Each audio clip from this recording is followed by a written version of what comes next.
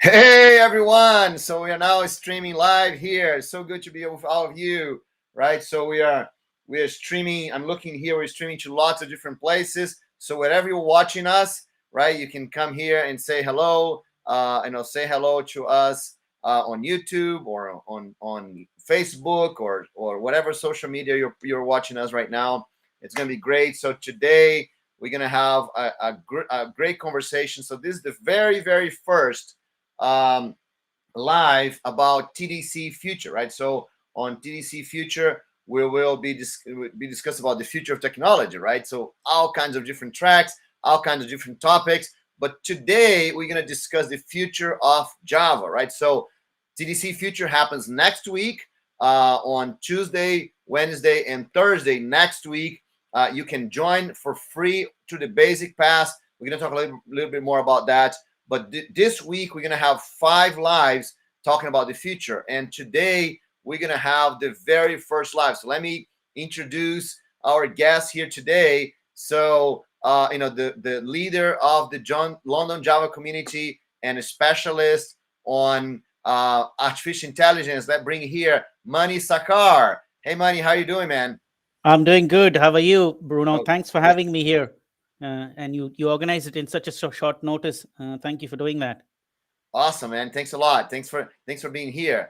And also with us, the leader of Java and works for Red Hat. The guy that's a specialist in containers and Kubernetes and Java, right? So let's bring here Elder Moraes. Hey, Elder, how you doing, man? Hi, Bruno. Hi, Manny. Hi, everyone. Thank you Hello, for Elder. having me. Hello, how are you? Good. So before we actually get started here, let me just quickly thank all of the people that are streaming this, right? So we're streaming this through the Java channel. So thank everyone from Java. If you're watching this on Java, thanks very much for everyone from Java. We're streaming this on the TDC, the Developers Conference channel. So if you're watching this on TDC, thanks everyone for TDC. We're also streaming this on Mani's YouTube channel. So thanks, Mani. Thank you, Bruno. On YouTube, on Mani's YouTube. We're also streaming to every place from Elder, right? So if you're watching this, you're from Elder's community. If you're watching this on his Twitter or YouTube or his Facebook, thanks a lot, Elder, from streaming this. We're also streaming this through Java Journey, right? So from Gabrielle. So thanks a lot, Gabrielle, for streaming there. Everywhere, right? We're trying to put this absolutely everywhere. And of course, if you're here from my community, thanks everyone from being watching us here, right? So if you have any questions about the future of Java, you can go and you can ask.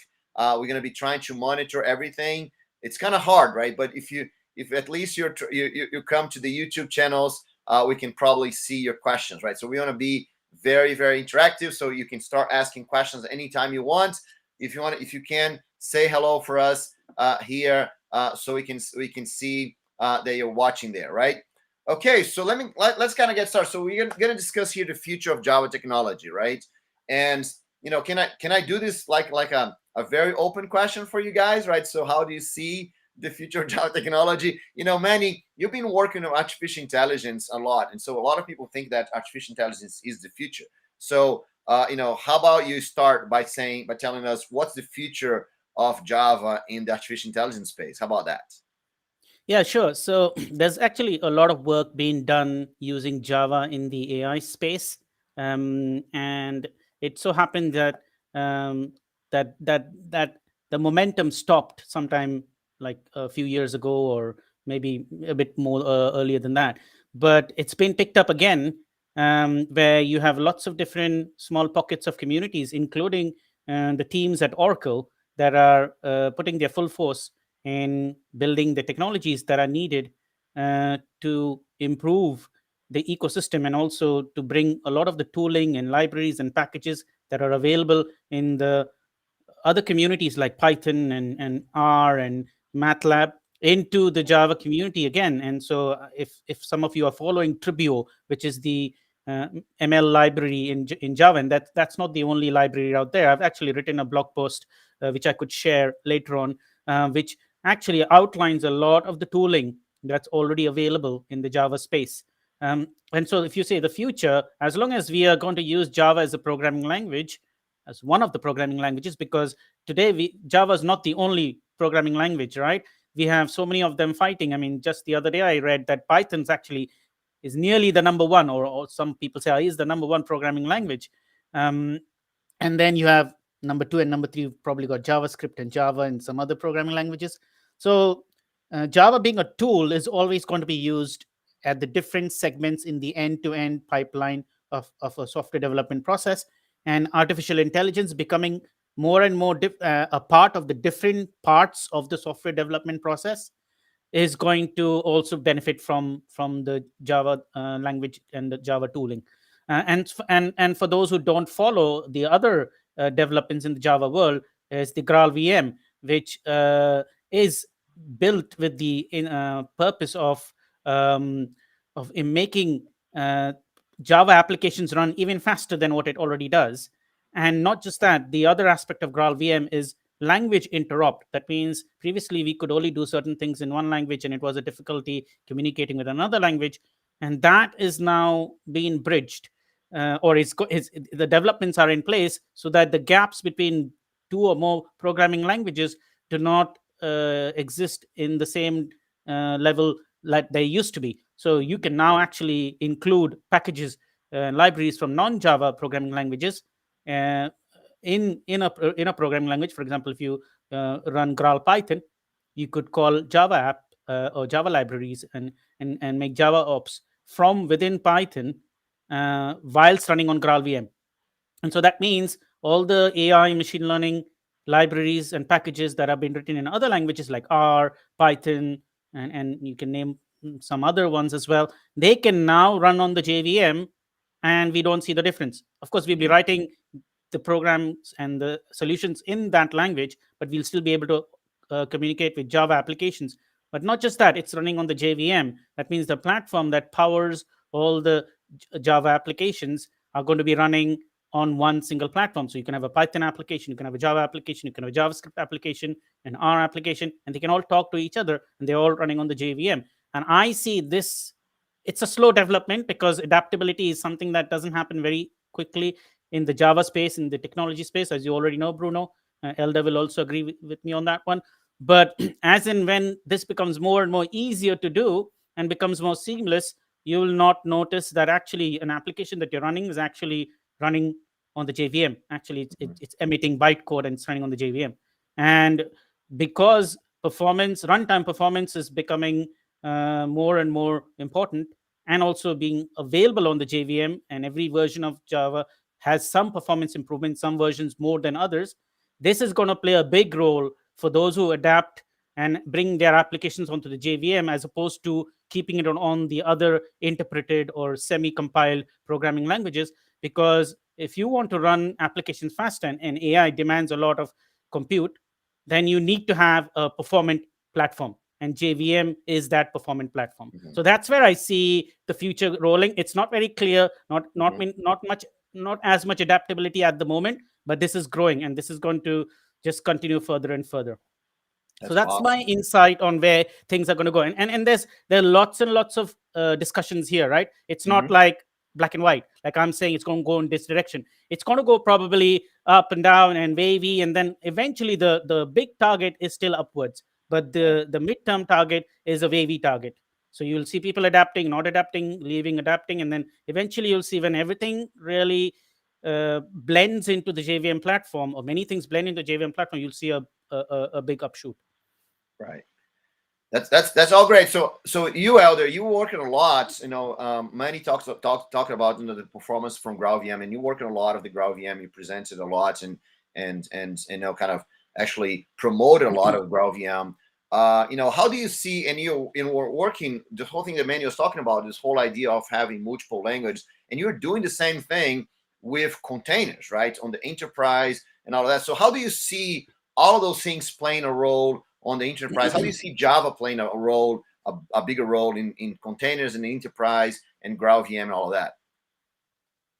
Yeah, it's interesting because when I started talking about GraalVM and the polyglot programming stuff, uh, I always make it sure to tell people, hey, uh, this is not for you to mix different language in the same program. Although you can mix Java and JavaScript and Python in the same code using GraalVM, for example. Mhm. But the point is not to mix them, but that you do not have restrictions anymore. Mhm.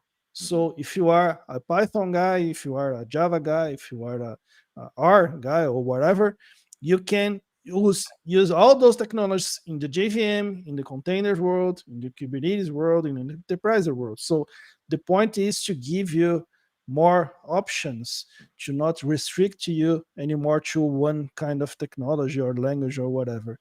And I see this the same movement that I can see by GraalVM stuff, but by giving you the polyglot programming options, but also in the containers world to give you any restrictions at all. So whatever you put inside a container, you can just run if it's running okay on containers, of course.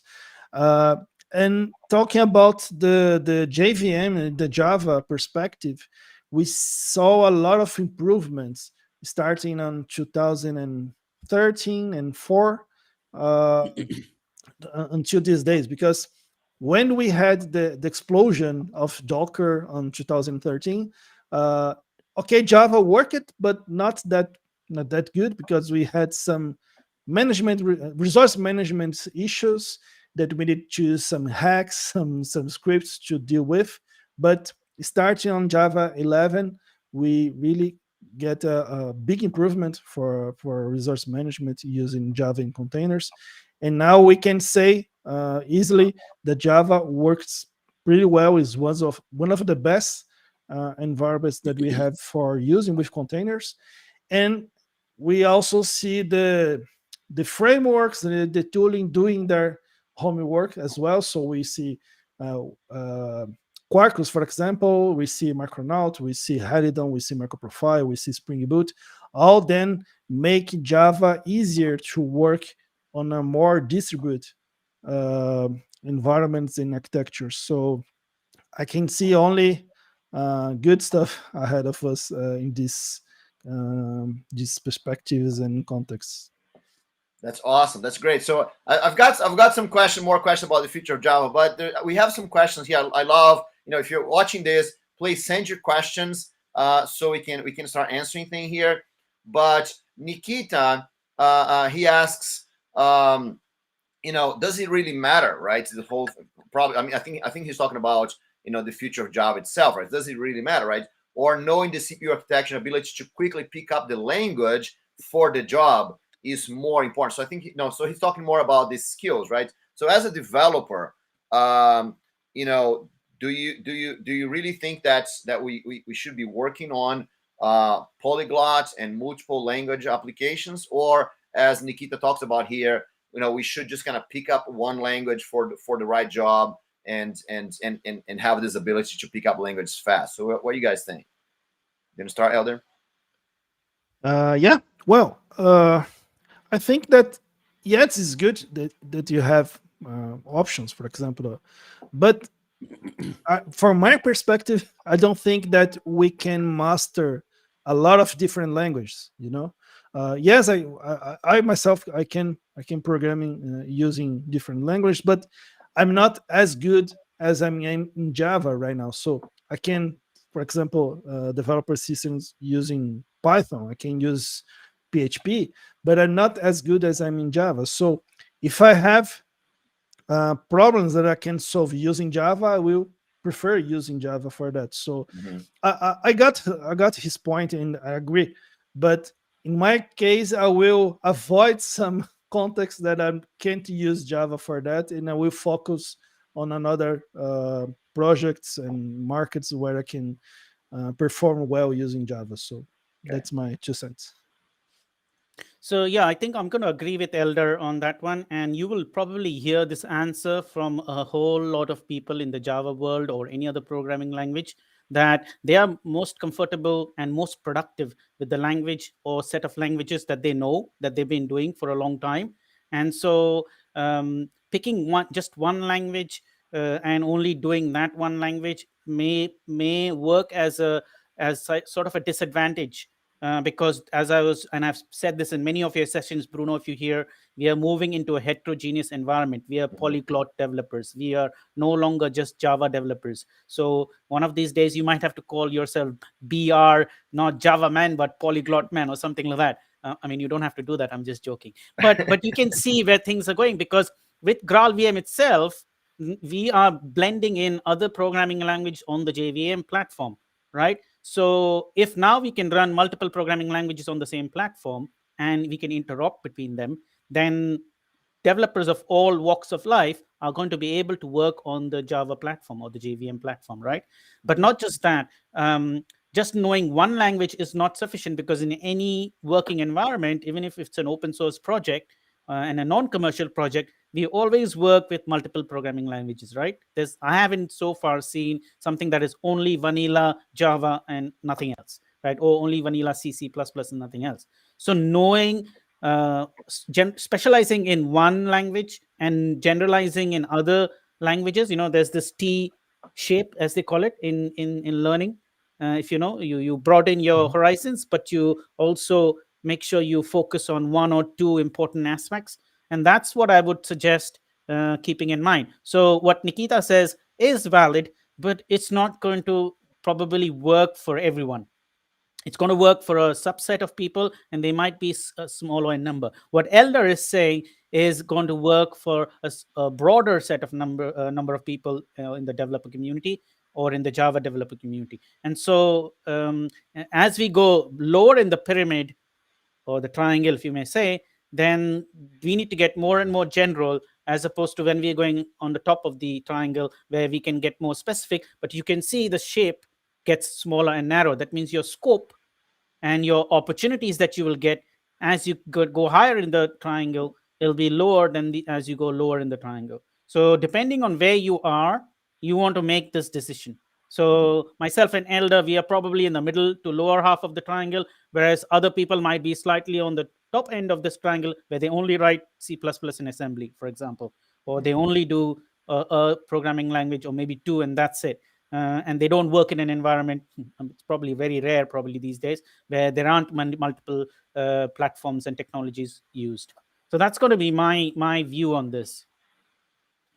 Okay, yeah. So Nikita trying to correct me, not any language, but the right language for the job. I thought that's what I said, Nikita. But sorry if I misspoke. But okay, so just can say hello to Max. Max saying hello, everyone. Ismael is from the northeast of Brazil, right? So São Luís. He's saying he's here. So awesome. That's great, right? So just before, I've got an interesting question here now, because we just had an election from the Java community process, right? And so I think that has everything to do with the future of Java. But before I do that, let me just kind of quickly invite everyone here to to come and join TDC, right? So we're going to be discussing the future today. Actually, there's some questions here about skills, right, that Nikita asked. We're actually going to have a deeper discussion on skills later this week, right? So we're going to have 5 lives this week. It's going to be, today is the first one. Then we're going to be every single day at this time, right? So it's going to be exact this time, all days, every single day this week. We're going to have this live discussing with different people about different kind of future, the future of work, the future of developer skills, the future of technology in general, right? So the future of Java today. So we're going to have more discussions about this week, and we're going to invite you to join the Developers Conference. And the Developers Conference is the Developers Conference future, right? And we actually going to do, we have 8 tracks fully in English, right? 8 tracks fully in English. I'm going to talk a little bit more about that in a minute, but let me just kind of put the link here. So if anyone want to go and join the Developers Conference, you can go to that. That's the page I'm showing you here, and you can see on the purple there, TDC Future is going to be 30th of November, 1 and 2 December. That's next week, right? So we're going to talk a little bit more about that in a minute, right? Okay, so let me get back here in terms of talking about the future of Java, right? So we just had a new election for the Java community process, right? And there's a lot of companies involved, not only at the JCP but also at OpenJDK, right? I know Manny, you have been working with OpenJDK. Elder has been helping us at SoJava around the JCP, right? And so, actually, we had a crazy news, right, that happened like a couple of weeks ago, that Microsoft finally, after so many years, Microsoft finally joined the JCP. So how do you guys see, the future of Java with so many companies participating? Amazon was elected, right? It's a new player, right? So, I mean, they've been part of the JCP for a while, but they were elected for the Java community process this past week. The London Java community is already on the JCP. Red Hat's already on the JCP. So how do you see the future of Java with all those companies participating and getting involved in all those projects? Manny, go ahead. Sure. So, I mean, as you know, Java has been an open source programming language, like many other programming languages, and has always, in fact, Java's community efforts is second to none. I can't think of another programming language where all of this effort has been made to bring the community together, and the community is huge, and so. And it's constantly developing. You would think that when new programming languages come in, Java would fade away, and you'll have another programming language take off. And then that also would mean the community would shrink. But actually, it's the opposite. And the more people who are part of the Java community are joining other companies, they are encouraging their staff, their management, their colleagues to also become part of this development process. JCP or the OpenJDK community, or everything else that represents the Java community. And so I only see this growing and going forward, and all these advantages, right? When you have all the leaders, the tech leaders, and the companies you just mentioned, they're among the tech leaders of the industry. And if the tech leaders are participating in the development of Java because they themselves use it in-house in their business, with their clients, developing applications with it, developing applications on it. And so when something like that happens, I can only see growth. So as I was mentioning earlier, a couple of segments ago, where we're going to see a wavy pattern before we actually see the upshoot. But the wavy pattern is this, right? Suddenly you have a small drop in the community activity, but then it'll shoot up again when you have companies like this join the Java community in various forms. And then when more of those happen, there is the long-term trend is an uptrend, isn't it? So that's going to be my theme on and response to that question. And I hope that's that great. So answers. Yes, that's great. So Elder, actually, you're part of the board of the SoJava, right? And SoJava has just joined some new communities, right? Kind of getting from what Manny is just talking about. So SoJava has just joined the CNCF, right? The Cloud Native Foundation. SoJava has just joined the Linux Foundation, right? And also the Jakarta EE work group in Eclipse Foundation. So Java is expanding in all these areas. Does that mean that Java is expanding in all these areas too? Is that what we're looking at? Yeah, sure. Because I always make a joke that people say, "Well, Java is dying," all those stuff. But if you look at the amount of investment that is coming to Java throughout all those 26 years, most of big companies, the biggest Java user groups in the world, like SoJava, like London Jug, and others. So that means, a lot of people putting their times. It means a lot of companies putting their money, because investment in technology is not just about propose, but also about money. I can't see a lot of other technologies, but with 26 plus years, with this kind of investment and involvement and engagement from people. So, and I see,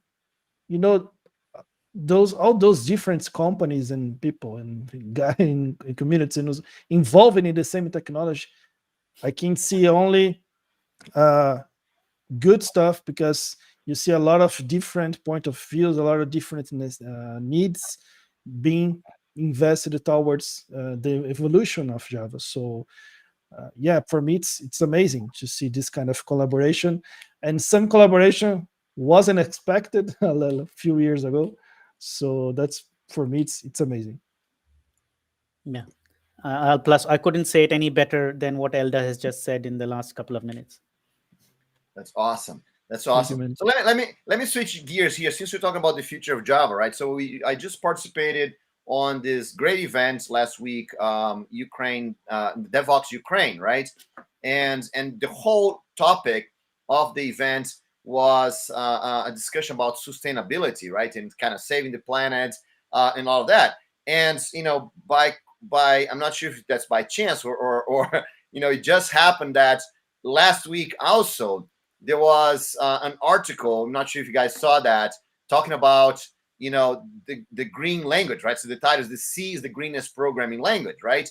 And of course, C is like assembler, disguised assembler, right? Someone called that, But if you take a look here in terms of the energy consumption, Java is like from the real corporate languages, right? Java is up there, right? It's like it's one of the best languages in terms of green energy and energy usage, right? So how do you actually see the evolution of Java itself, right? Do you think that Java as a technology is evolving the right direction? Do you guys see that in in general, right? So how do you see the future of Java itself? So, firstly, Bruno, can you share this link on your Twitter and everywhere else? This article is really interesting. Yes, I'll And do that. secondly, Yes. to answer your question, and I don't know how correct I'm going to sound here, but Java evolved out of C, C++, and Smalltalk, right?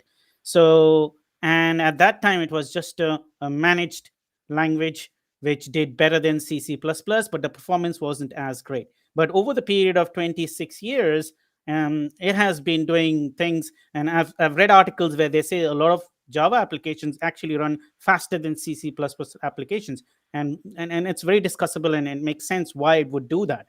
But also, what C, C++ doesn't do is, maybe you can compile assembly in C, C++, right? You can assemble, but Java is doing more than that, right? With Graal VM, you have got compiler of compilers. You can compile any language, and actually now it's producing machine code. If you look further into Graal VM's development, you'll see that there's machine code generated, and that's the key reason behind the performance boost that we are having compared to the previous just bytecode JIT compilation.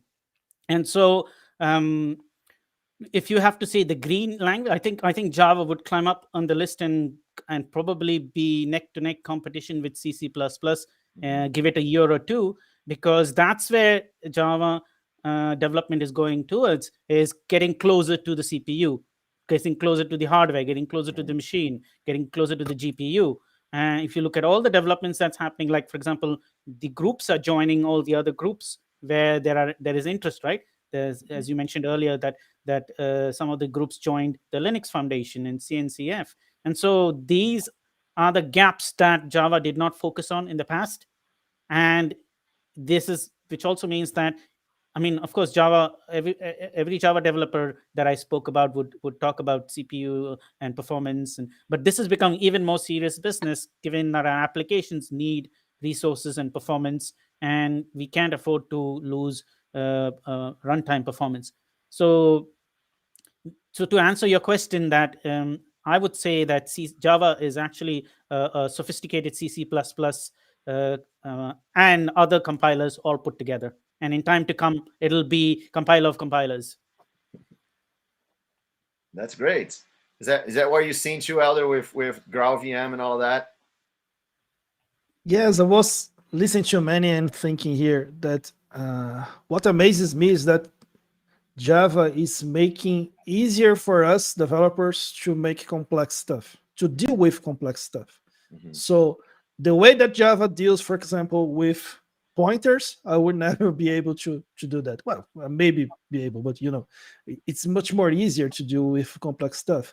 The way that Java deal with, for example, multiple language interoperability, now GraalVM make it much more easier. I was looking to the project Loom.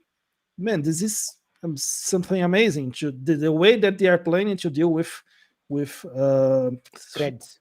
with threads, for example. Thank you, man. With threads, it's amazing because threads, it's a hell to deal with if you are doing manually. So it will make much more easy. Still making it with high performance, with Yep. well managed resources. So yeah, it's great to see this kind of involvement. Yeah, Yeah, I I think always remember that. With the thing you're saying, Elder, I always remember that phrase from the CTO of Square, that he said that Java is the easiest of the performance languages, right? So that's very good, because it does helps in terms of not only performance application, but also helps in terms of resource usage, and because of course if you can have good resource usage, but it's very hard for you to do, you're not going to do it, right? If you take a look, if you take a look at that graph I just showed you, and you take a, because many talk about Python, right? And so Python is like, in terms of resource usage, like very, very low on the list. So I think that for me, what I see happening with Java all the time is that Java brings in, as Manny was talking before, right? So it's Java might not be in the forefront of AI right now, but Java comes in the back, kind of applying this to real life and applying this to real projects, and bringing in the performance, the performance background, the tools background, and all that we need to actually apply all those new technologies into our real projects, right? And so I think that Java has a very, very big impact in being the technology that's going to be most widespread and really kind of changing things in the enterprise. Yeah. So actually, Elder mentioned two very important things in the world of software development: pointers and threads. Okay. And Java has made the management of both pointers and threads seamless and easy. And of course, he mentioned Project Loom, which is the next level development in threads. And I can't think of another programming language. I think there is probably Rust or Go that also is doing some similar development in that world. But Java seems to be among the only few programming languages that is focusing on making threads even more lightweight, which means what you said earlier, Bruno, about resource management. It's actually working in multiple levels. It's not just resource management of your runtime applications, but resource management of your team.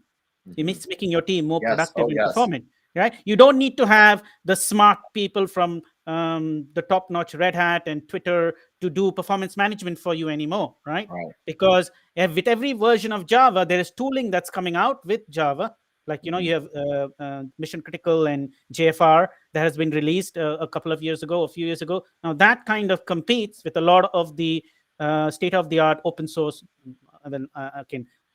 Don't take my code directly, but that competes with a lot of the state-of-the-art performance management tooling, right? And some of the free and open source tooling are also not as good as JFR and Mission Critical is. So if we then look at what benefits and resources Java is already bringing us with every release, and we can already see that we don't need to really worry about knowing too much deep dive level about the CPU or the operating system, because it's already getting encapsulated into the language itself. The same programs that you wrote 10 years ago are going to run 10x now, or maybe 20x in the years to come. Right. Yeah, it's amazing. In the past, we developers would just kind of write code expecting the CPU to get faster, right?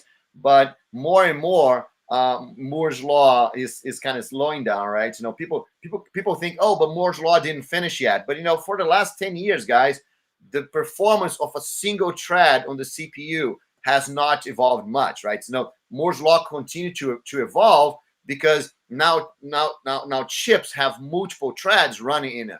but the performance of a single thread into ships have not improved much, Exactly. right? So Exactly. so that's why we need multi-threaded applications, right? That's why we need cloud those days, right? If Moore's law had been just kind of working for threads, we probably just would need like a one big computer, but no one runs on one computer anymore, because we need multi-threaded applications to continue improving the performance. But that's what the Java VM has been doing, right? It's been improving the performance of your Java application, even if you don't do anything. Exactly. It's taking away all the responsibilities and your performance goals on its own back. At the same time, Project Loom is adding more facilities for your threads and threaded applications, right? So Awesome. basically abstracting away many of those things that you would do and get benefits from using assembly and C++. Now you could just do writing plain Java without having to worry about pointer management and thread management and the whole works. That's awesome. So I'm going to just say And hello to Ariane. This is a big lacking in many other programming languages. I can't literally say every programming language has this lacking, but many other programming languages have this lacking. Awesome. Let me just quickly say hello to Ariane. I see Ariane Isaac there on the chat, right? And she's going to be with us talking about the future of work and the future of testing on Friday, right? So if you wanna see the future of work, the future of testing, come discuss with Ariane on Friday. That's awesome. All right, so let me kind of I just want to do a little bit of work here. Elder, you just released one more book. Like what was that? Like last week, or 2 weeks ago? 2 weeks. 2 weeks. Yeah, 2 weeks ago. Like you released a book in English, right? So do you wanna quickly mention that, because I think it has everything to do with our discussion, because it's not about the future of Java itself, but it's the future of programming, the future of developers, right? Yeah.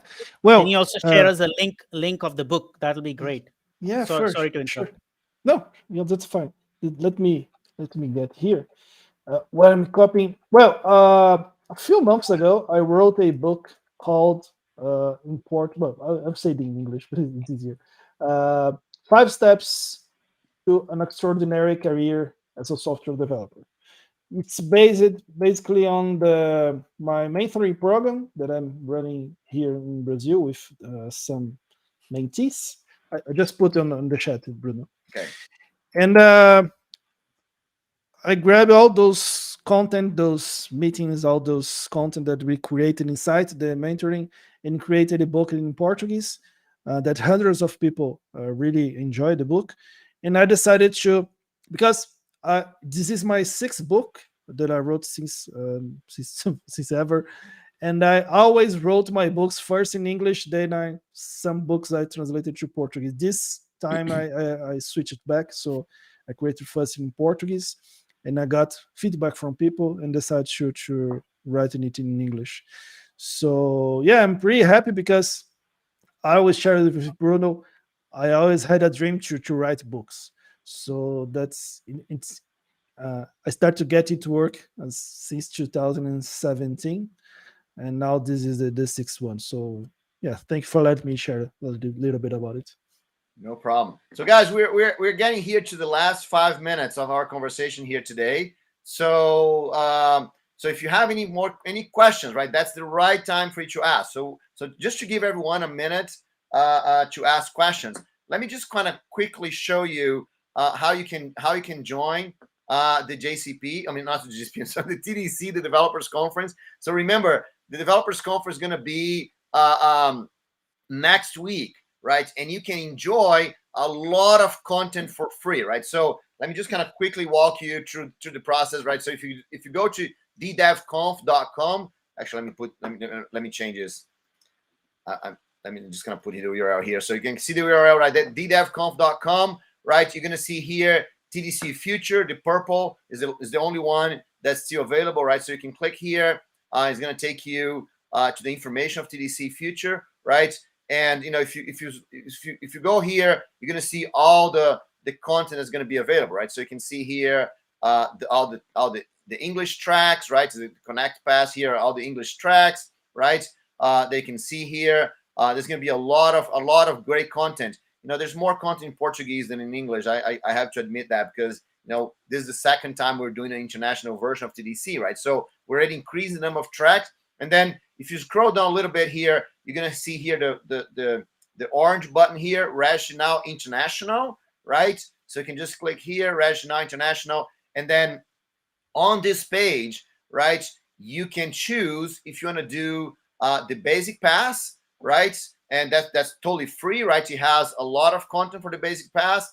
You can choose the premium pass, where you can register for a specific track, right? So you can, for example, you can register for the AI track, the artificial intelligence track that Manny is organizing, right? So you can see that, or you can do the Connect Pass that gives you access to all the international tracks, right? So then you just scroll here. There's a get your ticket page, and you can choose what you want. So very, very easy. Those are the tracks in English, and I would invite you to participate, right? So you can see Java, Agile, Career, Testing, Artificial Intelligence, Cloud and DevOps, APIs and Microservices, and then you have Career and the Stadium. The Stadium track is like one talk from each one of those tracks. So I really do invite you to come with us next week for TDC. Is going to be totally awesome, right?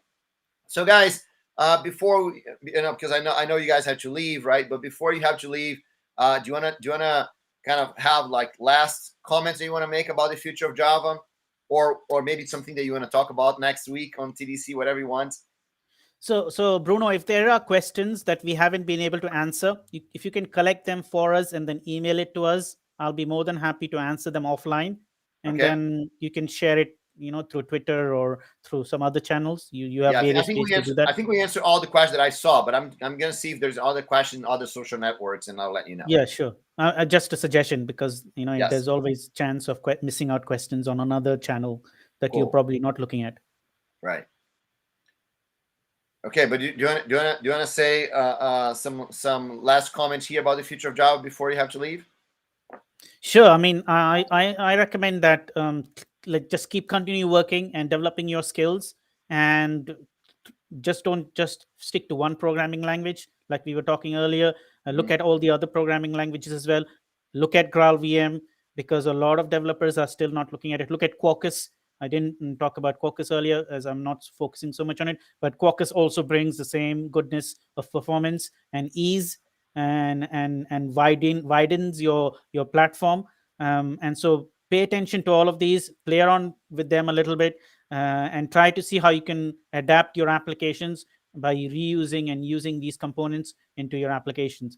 And that's the only way to stay on the forefront. So as I said, it's a wavy movement. Stick with the wave, and you will see yourself go up in the uptrend. That's awesome. How about you, Elder? Do you want to say some last words? And I'm going to put the link for your book again here. Yeah, software is made by people and for people. So as long as we keep this in mind when we are working, when we are developing, when we are engaging with whatever technology it is, I think that we are always making our software better. So let's do that. Okay, that's awesome. So, I don't see any more questions in the chat, right? So thanks everyone for participating here with us. And it was totally awesome to have you guys here and having the discussion. I'm just going to put the link for TDC once more time here. So if Elder and Manny will be speaking at TDC next week. And they're going to be going deeper on those topics and discussions, right? So, I welcome, I invite you, all of you, to come and participate. Remember, the basic pass for TDC is completely free. And this is the very first TDC Future Live. We're going to have one of those lives every day of this week at this time. Noon Brazil, 7 a.m. Pacific time. I think it's like 10 a.m. Eastern time. 3 p.m. London time, right? So we're going to be here with you all week long. So thanks very much. Thanks very much, Elder. Thanks very much, Manny. Thank you, Bruno. Thanks a lot. Thanks, everyone. Take care. Ciao. All right. Bye.